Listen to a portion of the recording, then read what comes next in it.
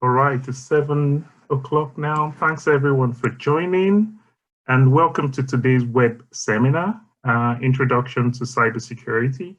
I'm your host, Simi Ayeni from CyberGees. I'd just like to tell you a little bit about myself before we start off. I'm a co-founder of CyberGees and I'm also an independent security consultant with experience from multiple industries such as retail, energy, oil and gas. And I provide CISO services to a range of our customers in the EMEA region. I have a number of industry recognized certifications, which I won't bore you too much about, but they're listed below. And I spent some time in the university doing mathematics and project management. So thank you very much for joining us today. Some quick housekeeping before we start off. What I'd like to go through is just remember today, it's all about you. So feel free to ask as many questions as you want. One of the things that I would like to say is you've got the poll that will be coming up shortly.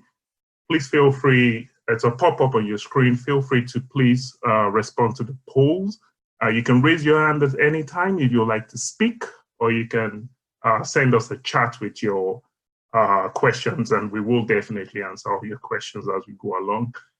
If you're not speaking, we'll kindly ask that you go on mute, and we're very fortunate today to have Okpe Ore as our main speaker. So I'll just hand you over to Okpe now.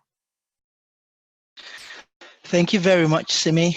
Great introduction. Hi, everyone. As Simi's already mentioned, we're going to be covering quite a few things today for the next hour and a half or so.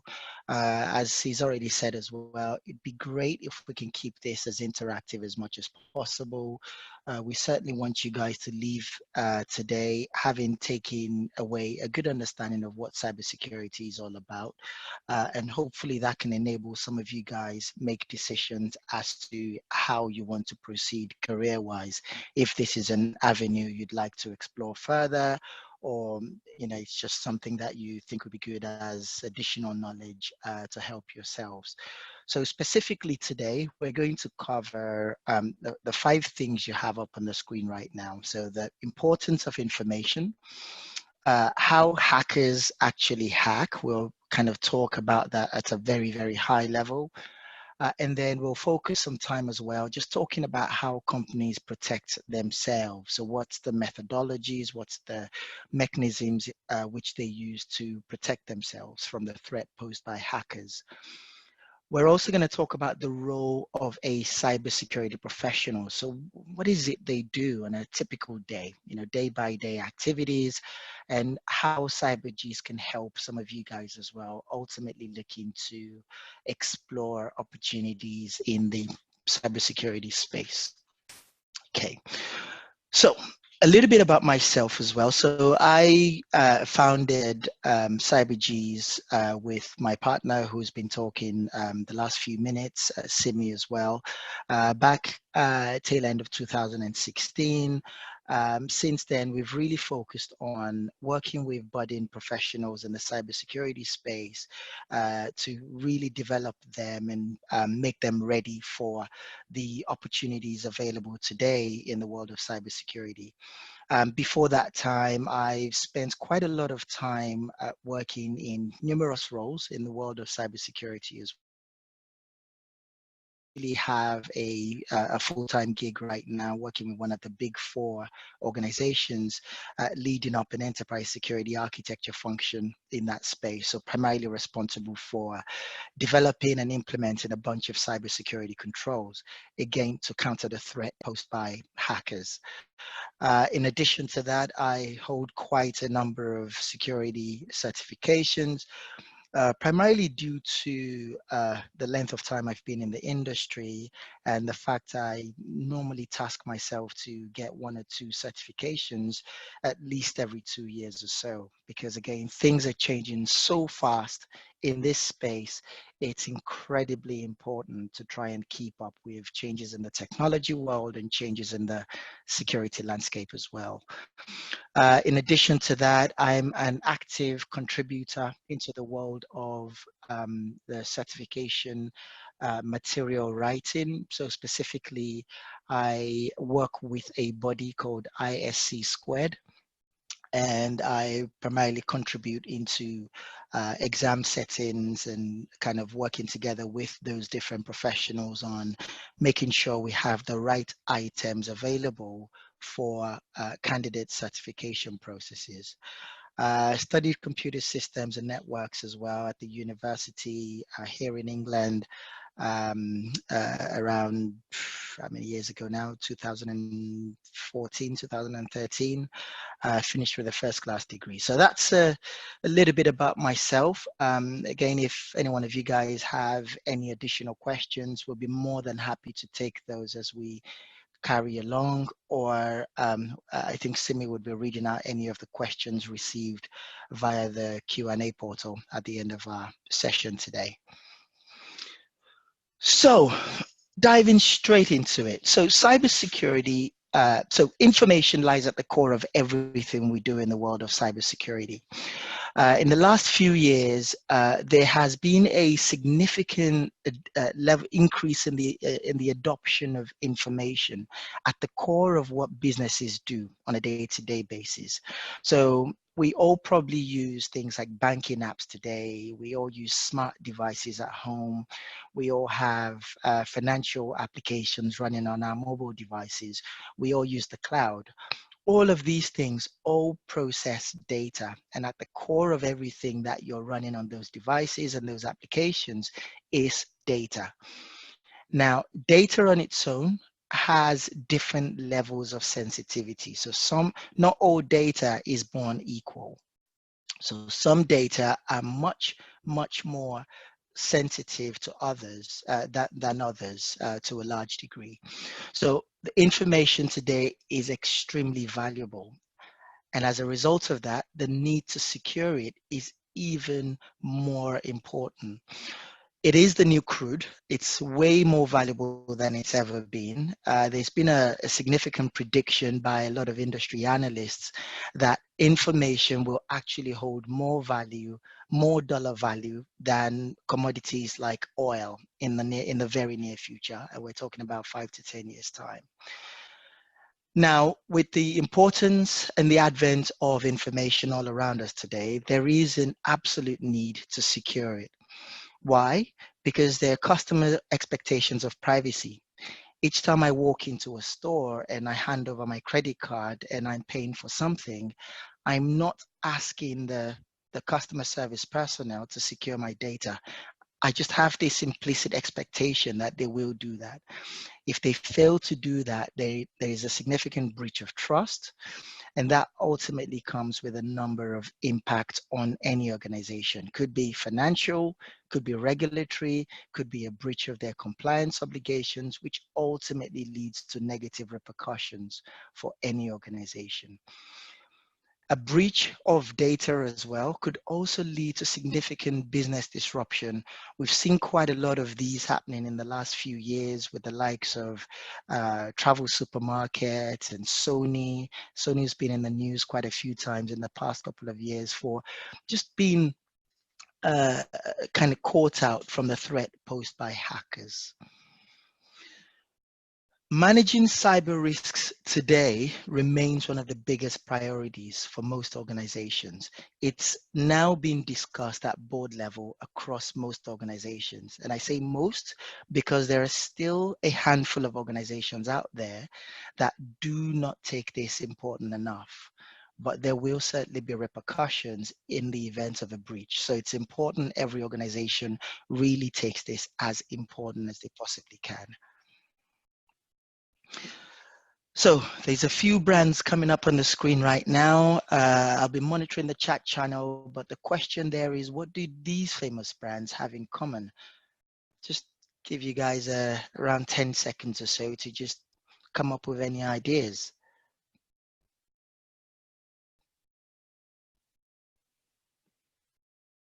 Any answers?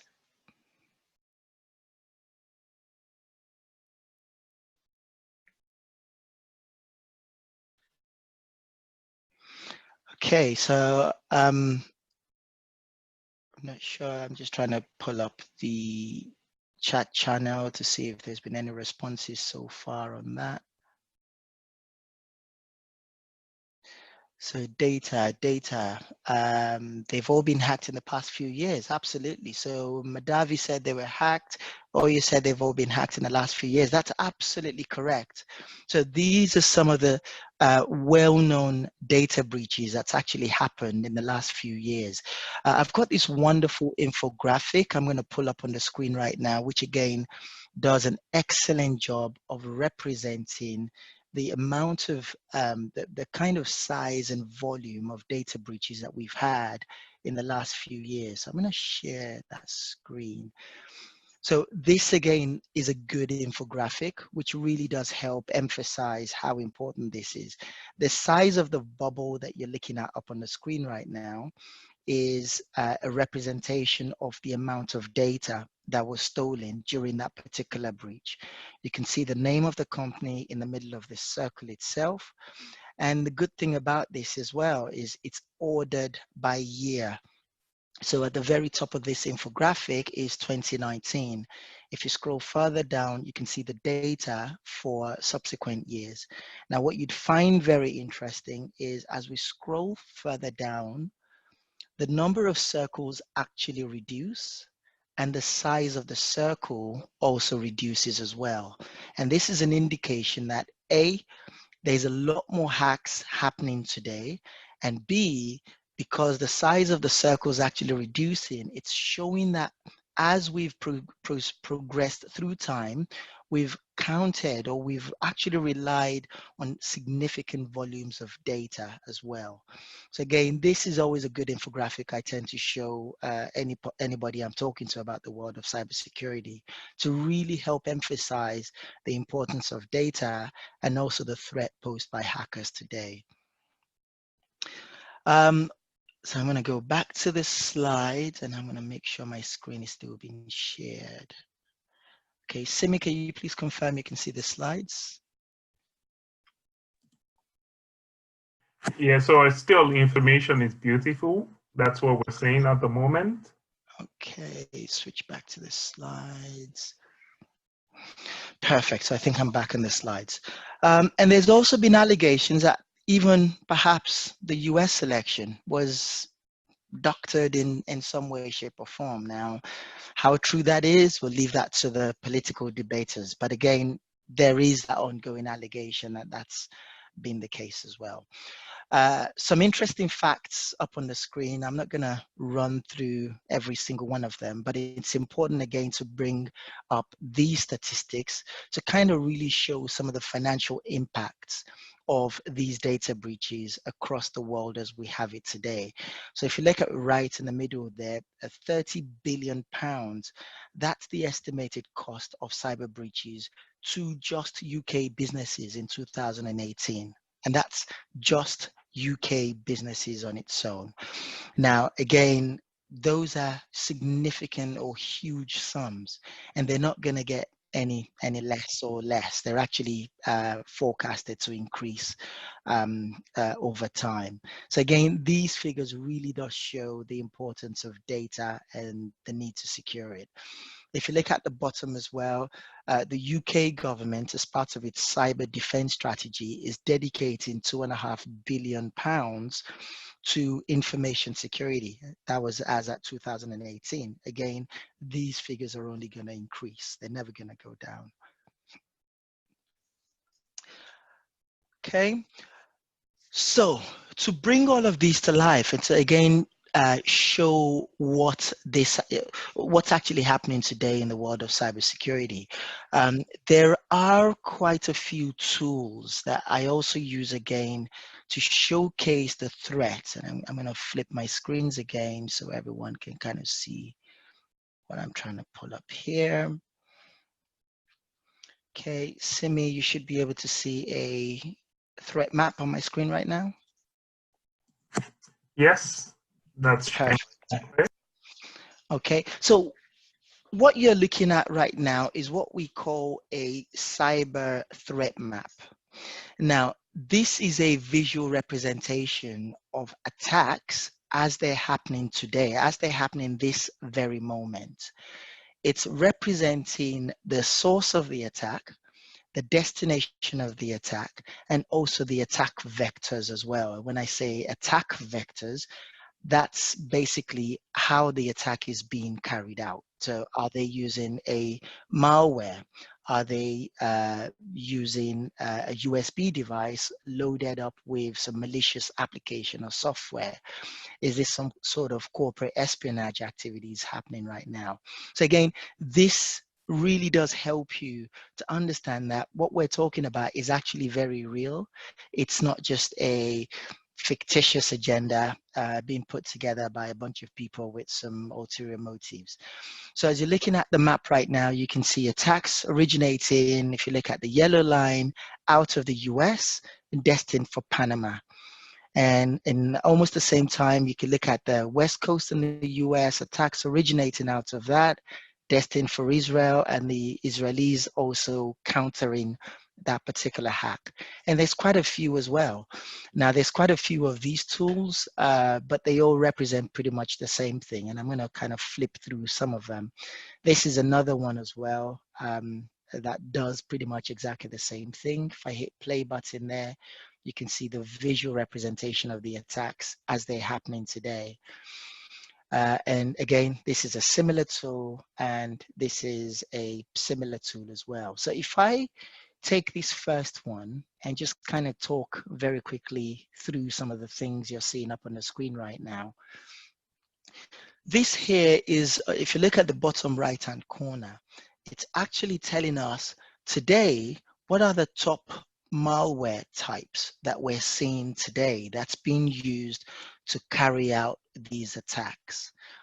And part of those include worms and phishing and botnets. Now, these are all terminologies that may not be familiar to you guys. Perhaps something like worm, some of you guys may understand what that is. But when we start talking about things like botnets, not everyone may understand what those things are. But a botnet is, in its simplest fashion, a huge amount of different computer systems that's been compromised in some way, shape, or form, and then they're being used to execute an attack on somebody else. Now, they don't even know they've been compromised in any way, shape, or form, and they don't even know that they're now being used to carry out an attack. And that's the real danger behind a botnet, because those being used to carry out the attack don't actually know that they are being used to carry out an attack. So over there, we can see what the top malware types are, what the top attack types are. We can also see what the top targeted industries are in the middle section of the right-hand corner of the screen. We can see there's quite a lot of utilities companies being attacked. There's a lot of education facilities being attacked, and there's a lot of retail facilities being attacked as well. So for those of you guys based out the UK, you'd be looking at the likes of Tesco's, for example, constantly under attack. You'd be looking at the likes of Scottish Energy constantly being under attack. And you'd be wondering, why would anyone want to attack Scottish Energy? Simply because the amount of damage that they can do is actually significant if that attack was to be successful. They could take down the whole national grid, they could cut the power supply to significant parts of the country, or cut the gas supply to significant parts of the country. So those are all going to have serious negative repercussions for quite a number of people, including the organizations themselves. You can also see a view there of which countries are being attacked as well. So at the top of that list today is Mongolia. That's actually quite surprising, because usually at the top of that list, we have countries like China, the US, and Russia. But for some strange reasons, Mongolia and Indonesia seem to be topping the charts today. At the top of the page, you can also see the total number of attacks that's been recorded today. Now, this isn't actually the total number of attacks that's been carried out today. This is only the ones that's been recorded. Now, if we want to think about the fact that perhaps only 20% of attacks have been recorded, so this figure here is probably only showing us 20% of attacks that's being carried out today. Again, that really does tell you this thing is real. It's happening on a day-to-day basis, and the volumes are huge.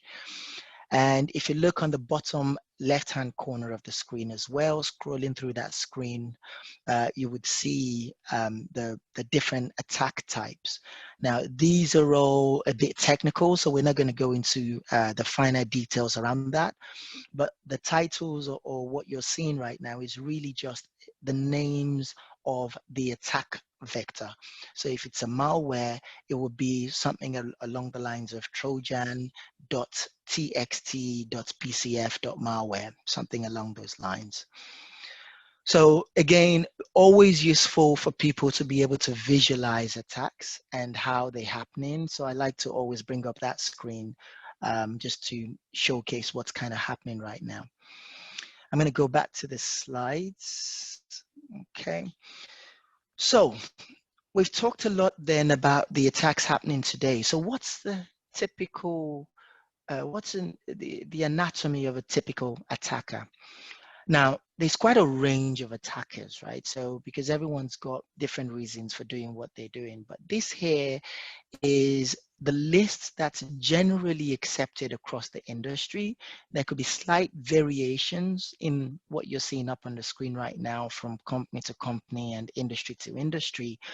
But generally, this is kind of what we normally agree as the types of attackers across the world today. So at the top of the food chain there are nation state or government sponsored attackers.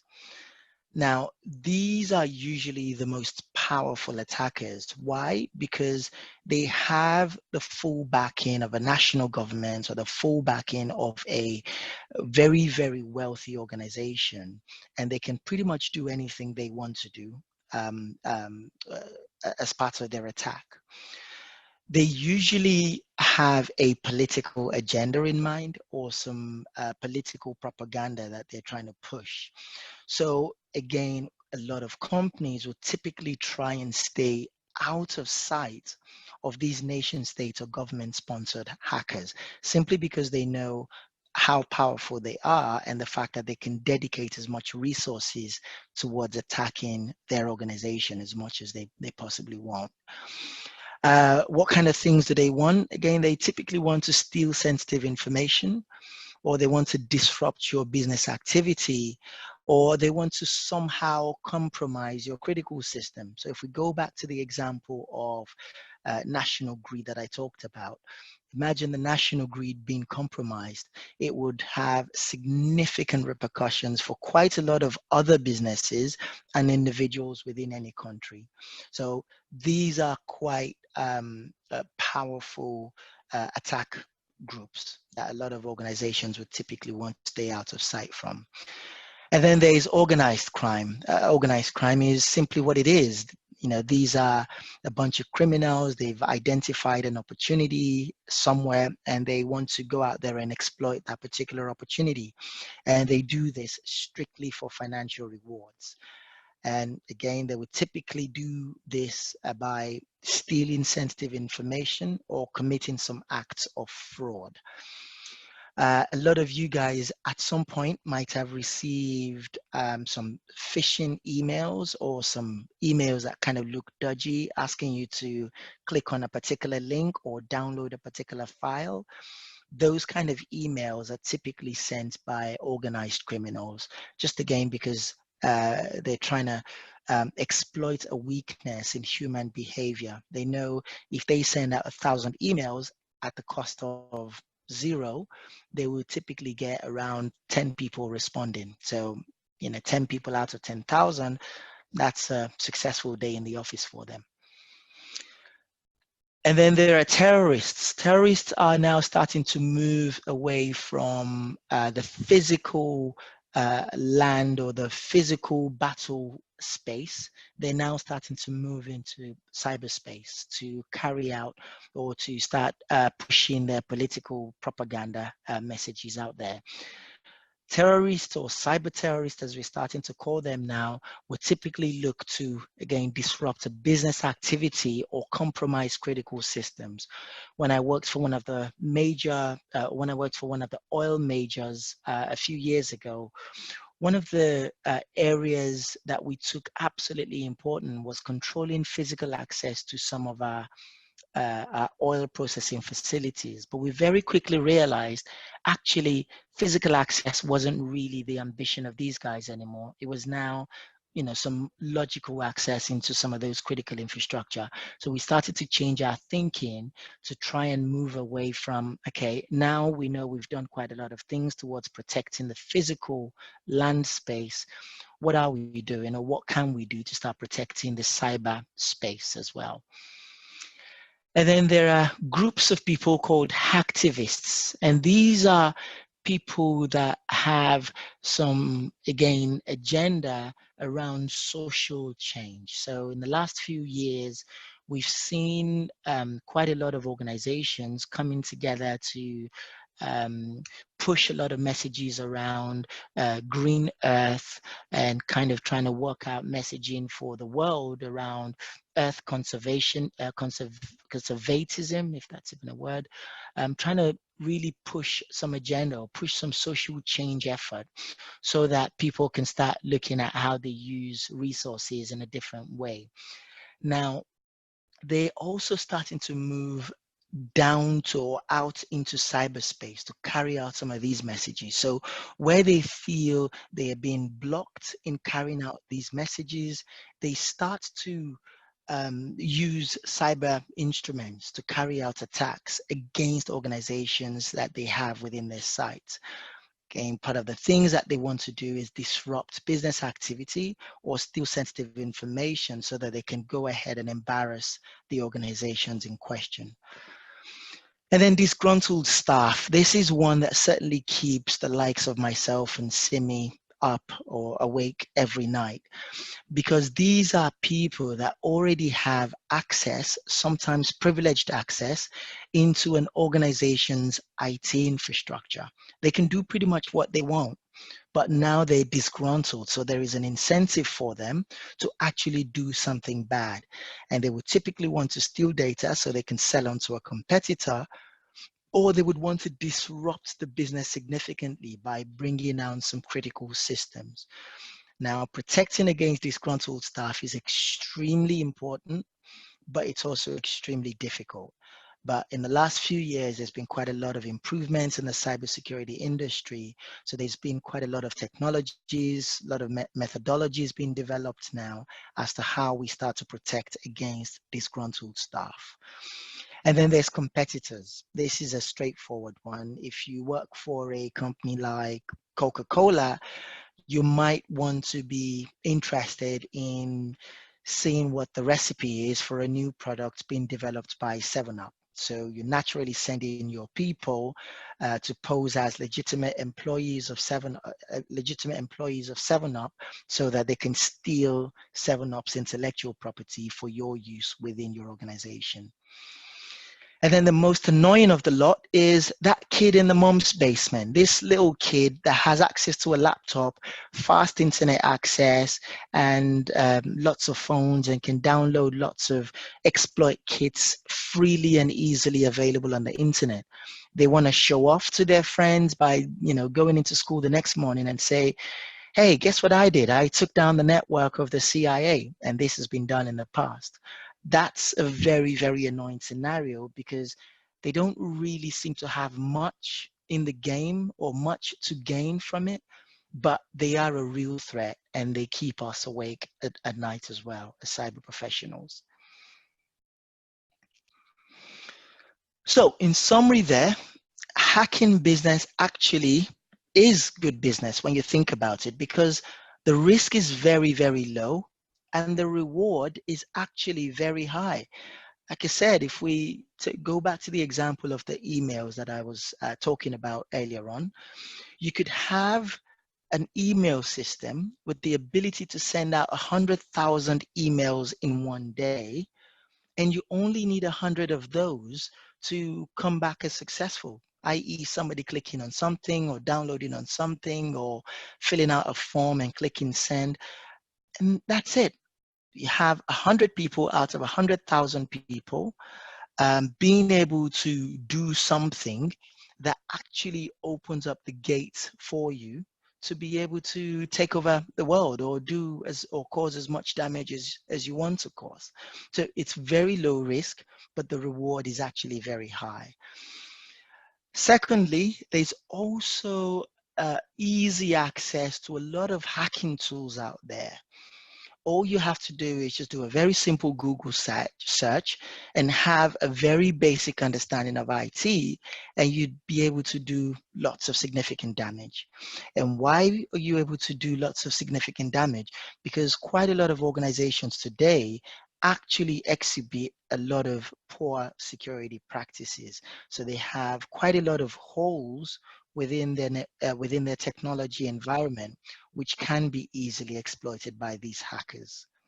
Okay, uh, security attacks today are also very, very, very easy to perform. Okay. So we're going to talk very quickly about the anatomy of a cyber attack. Now, this is a typical, what we call cyber attack kill chain. There may be slight variances depending on the particular attack in question, but in general, they tend to follow these steps.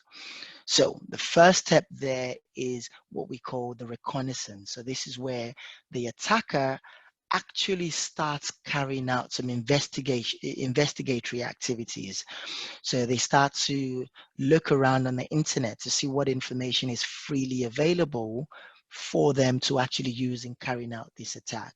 They start to fish around on things like LinkedIn to identify the staff that works for these companies. They even start to hang around outside of companies, for example, to see which members of staff are coming out of the organization and start to profile those members of staff to see what kind of information they may be able to gain out of those people.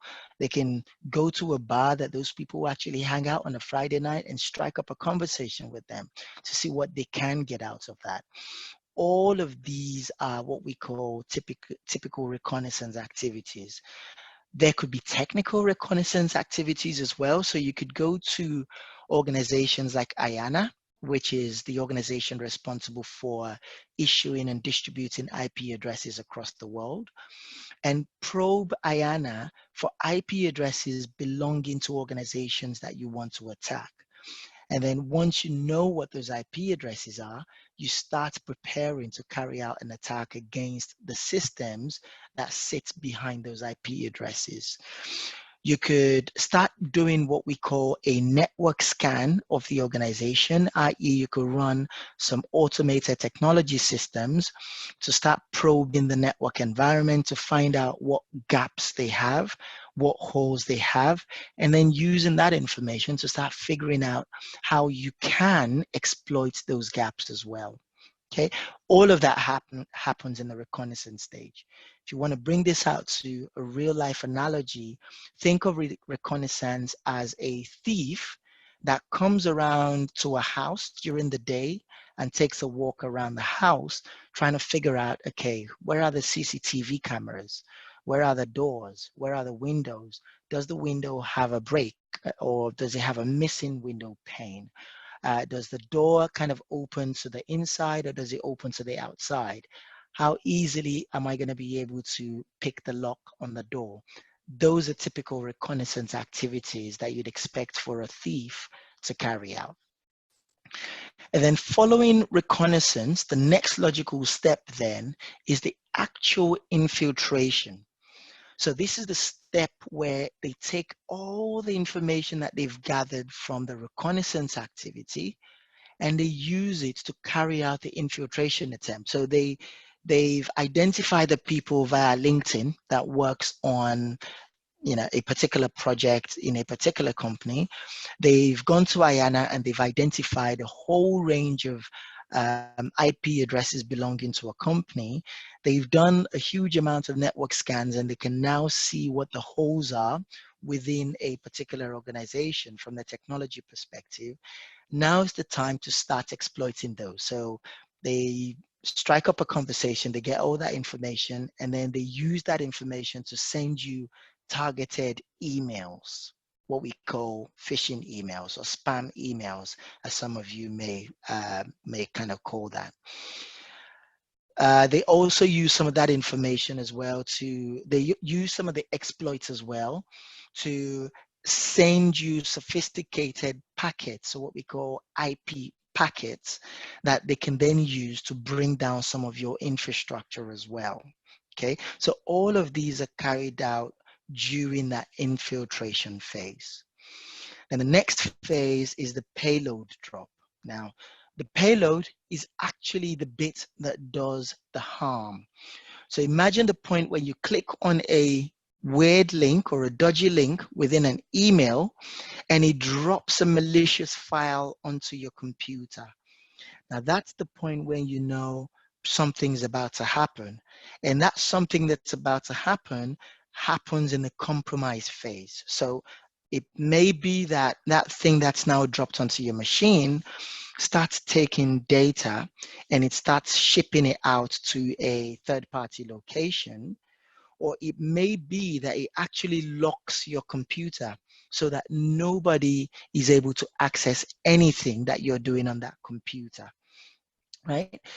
These are some of the examples of things that can happen in the compromise stage. It could also totally just destroy that particular hardware or the software that you're using on that machine, so it becomes pretty much unusable. And then you have to start calling up the IT help desk to figure out how to get your systems and all your information back. All of these happens at the compromise stage. And then the last stage in the whole exercise is the cleanup stage. This is the point where the attacker tries to remain undetectable for as long as they possibly can. Okay, so imagine a thief that's broken into your house where you constantly produce diamonds. And this thief is now able to take the diamonds as they're being produced and send them off somewhere else, right? That thief ultimately wants to remain undetected for as long as possible so they can keep taking those diamonds and sending them off site for as long as physically possible. So they would try and hide their marks by doing things like updating records within any of your monitoring systems so that you're unable to detect their presence, or they could disguise as a legitimate solution or a legitimate software within your organization. So these are the typical steps that we'd expect to happen or to be in place as part of a cyber attack of any organization. But again, depending on the attack or the attack type, there could be slight variations from these 5 attack chains. Now, within an organization, we would typically employ a mechanism called a defense in depth strategy that would help us address the different controls that we need to have in place at every point throughout these 5 stages. So at the point where they're carrying out their reconnaissance activities, we would want to have a number of controls in place so that we can block them from figuring things out about our company. And then if they were able to figure those things out, we want to stop them from being able to use those things to gain access into our company. And then if they gained access, we want to be able to stop the payload from dropping. And if the payload dropped, we want to be able to stop the compromise from happening.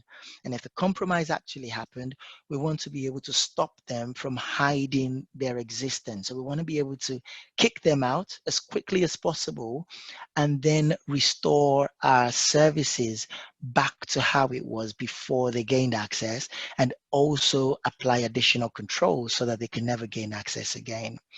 So that on its own is called a defense in depth strategy. Okay. Gonna push on to the next slide. So that finally leads me then to what exactly then is cybersecurity all about? Cybersecurity is all about three things. The CIA, the confidentiality, integrity, and availability. No, it's not about that US governmental organization based out of Langley, Washington. It's confidentiality, integrity, and availability. Okay, confidentiality is a property of data that ensures that information is never made available to people that don't need absolute access to that data. Okay, a lot of you guys might have seen some American movies or sometimes British movies as well, where somebody says, oh, I need access to something, and they go, oh, it's confidential, or if I tell you, I'm going to have to kill you, or it's way above your pay grade. All of those statements are a demonstration of the confidentiality property. They're basically trying to illustrate the fact that if you don't need access to something, then you must never get it. Think of information around what you have within your bank account. It's confidential to yourself. Nobody else needs access to that. So you want that information to remain confidential. You want that property to be intact. Integrity, on the other hand, is that property that ensures that information has not been altered in any way, shape, or form from what it's actually supposed to be. So if we go back to that banking analogy again, you don't want information about data on money in your account to be compromised. So if I had £100 within my account, I want that £100 to always be £100, except I add money or take away money from it. If I log in on a particular day and I see it's changed from 100 to 0.01 pound or penny, that's a significant issue. I'm going to be on the phone with my bank and trying to figure out what happened and potentially closing my account. Right? So integrity is all about making sure that information remains in the form it was designed to be without being maliciously altered. And lastly, availability is that property that ensures that data is available at the point where it's needed to serve the purpose it was designed to serve. Okay, so again, imagine going back to the banking analogy, you're trying to gain access to your account because you want to make a payment on a website, and your bank system says, sorry, we're down right now. That's annoying because you're trying to pay for a service, but the bank whom you've given your money to with the assurance that they're going to make sure your money was available to you at the point when it's needed has let you down. So therefore, you cannot go ahead with the transaction that you want to carry out. So cybersecurity is all about the CIA. If you're not going to take anything away from the session today, you have to take away that CIA property: confidentiality, integrity, and availability. Okay. Simi, how do we do questions? Do we want to pause and ask some questions, or should we just crack on and ask questions at the end? Yeah, we can definitely answer some of these questions. We can also do a poll right now. Great questions have come through, and there's one in particular that I thought might be worth just going through. There's someone saying, is cybersecurity more valuable a career than data architecture and data career generally? I thought it was a good question to touch on. Yeah, that's a wonderful question. And how do I answer this question without being one-sided or sounding biased in any way, shape, or form?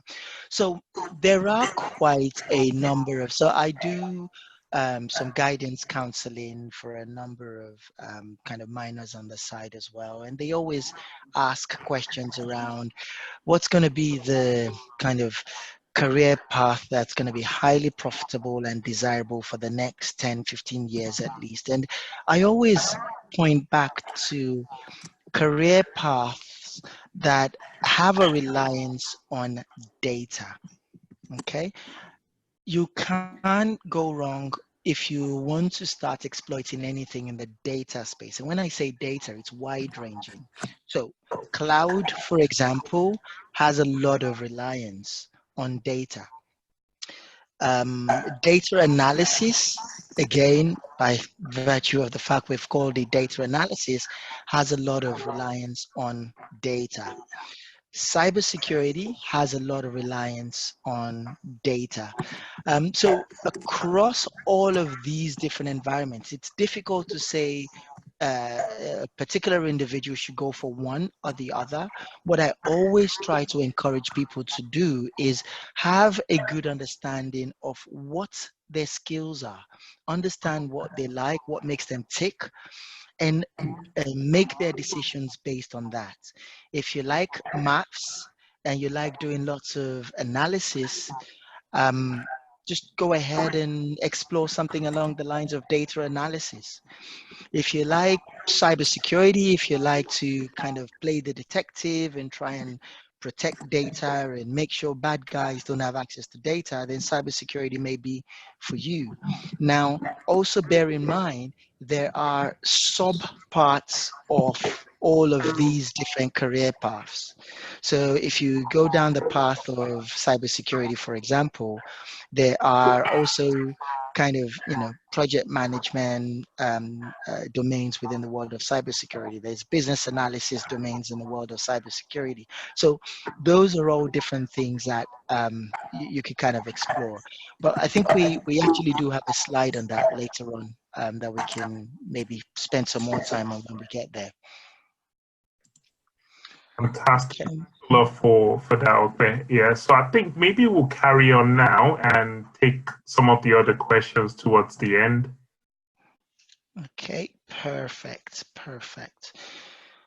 Okay, so like I said, the CIA are the basic tenets of cybersecurity. If you're not going to take anything away from the session today, the CIA, absolutely crucial. It's cybersecurity 101. So how then do companies typically protect themselves? I've worked in many companies, I've worked in many industries. They always approach cybersecurity from the perspective of having effective process and governance frameworks in place, having effective technologies in place, and having the right people to help them bring the process and the technologies together. So it's what we call a PPT approach. So people, process, and technology approach. This applies across all fields. I know a lot of business analysis, business analysts in the room would kind of very quickly identify with people, process, and technologies, same with project managers, same with project analysts, and all the usual popular career paths that we have today. So what exactly is a process or governance framework? It's simply a way for organizations to structure their approach to cybersecurity. So what they do is they map out a framework that allows them to define a set of policies, i.e., what's going to be, how are they going to uh, guide what they do and what they mandate? All of those things are encoded within policies. These are usually mapped to things like regulations. Some of you guys might have heard about ISO 27001 or PCI DSS or NIST, National Institute of Standards and Technologies, and a whole bunch of other regulations and legislations that we have across the world today, or even the GDPR as well, which came into force in May 2018. So a lot of organizations will typically structure their process and governance frameworks around these regulations. And what it does is not only is it allowing them to put some structure around or some structure in place for their cybersecurity controls, but they also have a method or a mechanism for abiding by the regulations or the regulators as they kind of come across their organization. So if you take a heavily regulated banking organization in the UK, they already have quite a lot of requirements placed on them by regulations across the world. If they adopt a method, if they adopt a framework that's based on ISO 27001, for example, then by meeting the requirements of the ISO 27001 framework, they would be able to demonstrate compliance to all the other regulations as it requires or as it mandates cybersecurity controls of that particular organization. Okay. Then the next thing is the technologies that they actually use. Now, there's a huge amount of cybersecurity technologies today. There's what we call cross-domain technology platform, things like the audit and log monitoring solutions, popularly called SIEM services for people in the IT world. SIEM stands for Security Incident and Event Monitoring Solutions. So SIEM is basically this giant repository of data where information about what you're doing on systems, when you're doing it, what you've accessed, what time you accessed, and all of that stuff. All that information is chucked into a SIEM solution, and the SIEM is then intelligent enough to really help you start creating some useful business intelligence out of that. And then there are identity and access management platforms. Somebody mentioned this at the start. This simply are platforms that enable you to gain access to different business systems. But not only does it give you access, it also enables you to perform a concept called authorization. So authorization is the property that allows you to access data that you need access to and nobody else's data. And then there are threat intelligence platforms as well that you just hook into to find out information about what's happening in the world today. Are our assets under attack? Is our industry under attack? Is my company under attack? Are my peers in the industry under attack, which might be an indication that my organization could also be under attack as well. And then there are network protection technologies as well. So we have things like firewalls and routers and switches and IDS and IPSs, so intrusion detection systems and intrusion prevention systems. And then the proxies, the vulnerability management systems, the wireless protection systems as well.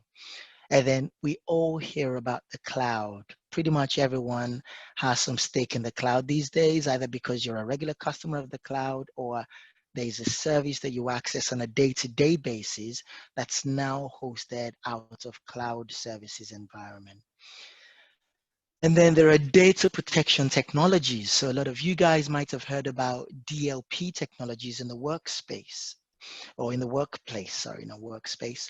There are file and folder encryption technologies, general encryption technologies, I should say.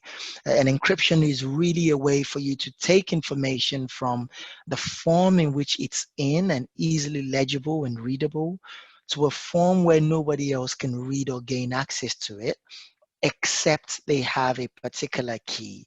And encryption is really used to emphasize that C in CIA property, the confidentiality property. Okay. And then there are all sorts of database security mechanisms as well that we use. And then there's email security platforms as well, all parts of the data protection technology toolset. And then general internet security controls, like your typical anti-malware, encryption layers as well that you have each time you access a particular website, what we call SSL, or what more technically minded people may call TLS, transparent layer security. And then There's application security, and that's my watch talking to me, even though I haven't asked it any question. And then there's application security controls as well. So there are things that we call application proxies, which basically help with the interaction between users and applications, or applications, and really act as a layer or a security layer, so that if an application was ever under attack, it acts as the first step in the security control layer, so it can absorb some attack and try and apply additional defense mechanism before the attack becomes critical.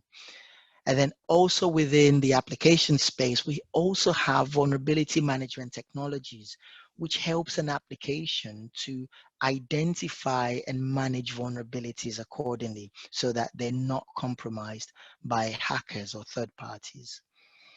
And then a whole range around penetration testing, which I'm sure a lot of you guys must have heard about, and hardening as well, which is really a concept whereby you're trying to remove unnecessary services from an application so that the amount of opportunity for attacking that application is actually reduced. And then there are endpoint protection technologies as well, like your anti-malware, drive encryption, endpoint firewall, policy manager, and a whole range of other things.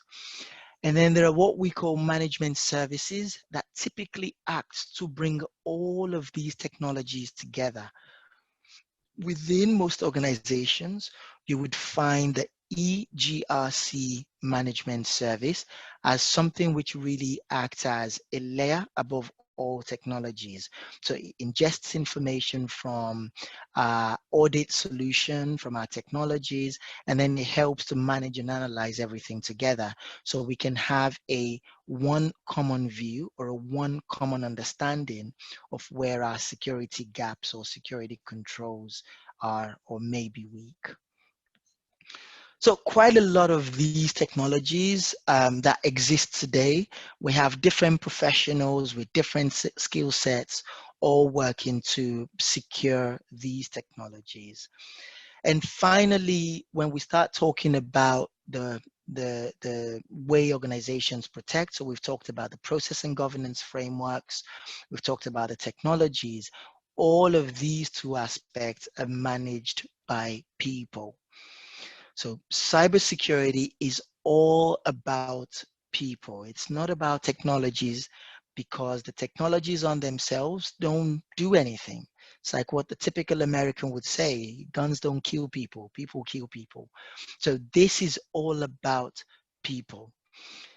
It's often an exploit on people that results in an attack on the organization. It's not an exploit on technologies in most cases. It's because somebody somewhere has done something wrong.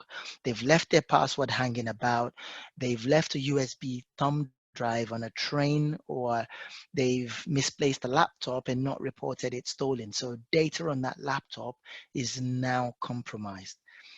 But the irony of it all is it's also people that lead the charge on the cyber war front.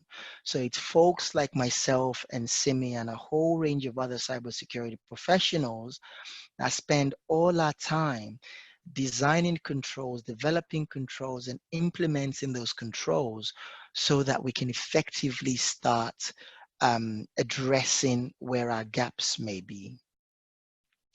The security industry itself is made up of people with a wide range of skill sets and experiences. So like I said, we've got business analysts, we've got project managers, we've got auditors, we've got program managers, we've got managers, security managers, we've got people that focus on governance, we've got security architects like myself.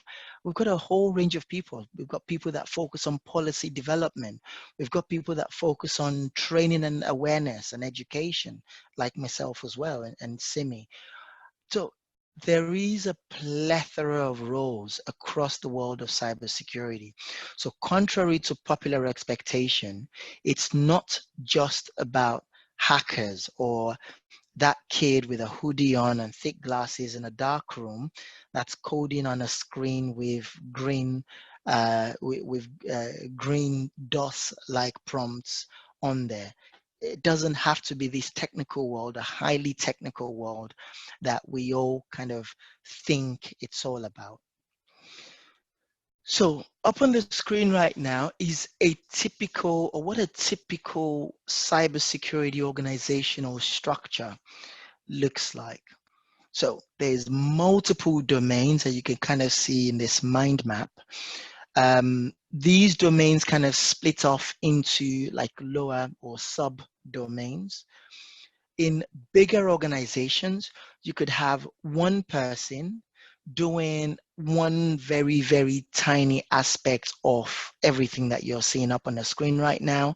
So in some of the bigger organizations, you could have one person whose life is all about privileged access management. And you could have another person whose life is all about baseline configuration, and somebody else whose sole purpose for existence in that organization is all about physical security, and somebody else who focuses on just writing standards and writing policies and writing governance frameworks and interpreting laws and regulations, or others focused on risks, others focused on threats. So but in some other organizations, usually the smaller medium organizations, you could have one person responsible for everything, or one person responsible for security operations, and another person responsible for framework and standards. So it differs from organization to organization and how much resources the organizations have to address cybersecurity challenges.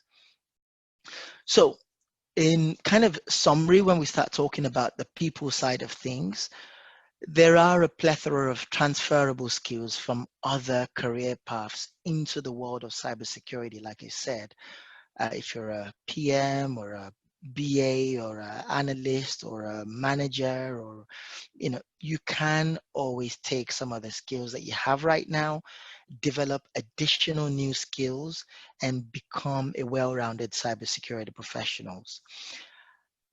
The most important trait to have within the world of cybersecurity is all about having a good business understanding. So what makes the business tick? What are the things that you need to put in place to enable the business? It's not about saying, hey, you can't do this because it's not safe or it's not secure. It's all about being able to say to the business, hey, if you do it this way, it's not good enough. However, I'm going to help you to do it in a better way, where you still achieve the same goals, but you apply the necessary security controls that you need to have in place. And then there's a huge amount of security roles available today. And why? Because there's always a hack in the news. Pretty much every day you turn on the news, Equifax is either getting fined, or Sony is getting fined, or TalkTalk breaches becoming more mainstream, and the data is now available pretty much on the dark web, and people are now starting to sell information across the world. So there's always roles available pretty much everywhere you look today. And like I said, the roles range from both non-technical to technical roles as well. So depending on what you have or what skills that you currently have today, you will be able to find a role or a position for yourself in the world of cybersecurity. Okay, so a quick way I always tell people, if you're trying to get into the world of cybersecurity, you have to define your goals, i.e., where do you want to be by when? How much time do you have to dedicate towards studying, towards researching, towards taking certification exams, towards talking to mentors or kind of your career coaches to find out more and more and more? You have to have this insatiable test for knowledge. If you don't have that insatiable thirst for knowledge, you're going to find yourself procrastinating, not really doing the right things at the right time. You should also explore certification options as well. There's a huge amount of certification options out there in the world of cybersecurity, ranging from CISSP, CISM, Lots and lots of certifications out there that you can kind of look into. And some of these certifications are up on the screen right now. So I'm gonna grab a quick drink whilst you guys look at that.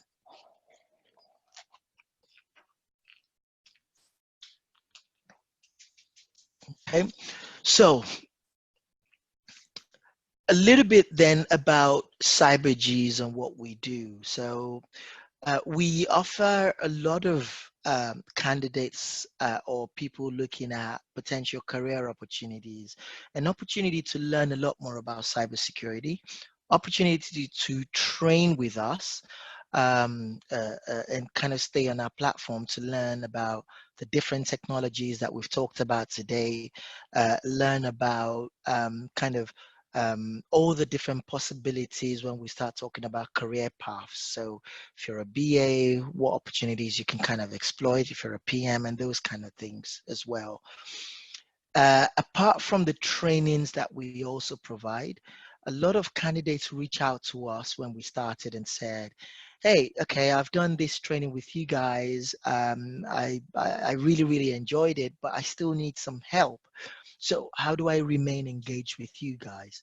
So off the back of those conversations, we developed a post-training support program as well, where it allows us to still remain engaged with our candidates even after they finish the certification exam, even after they finish the trainings with us.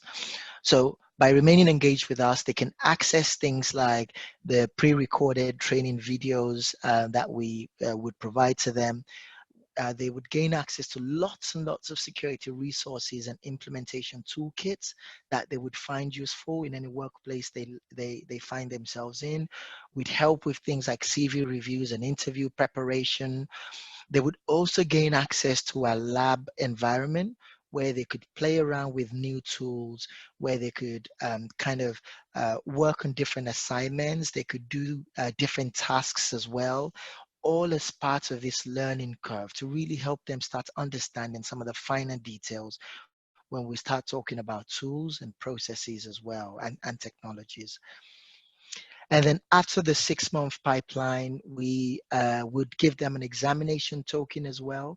And not only are we giving them the examination token, we're also supporting them through that process as well.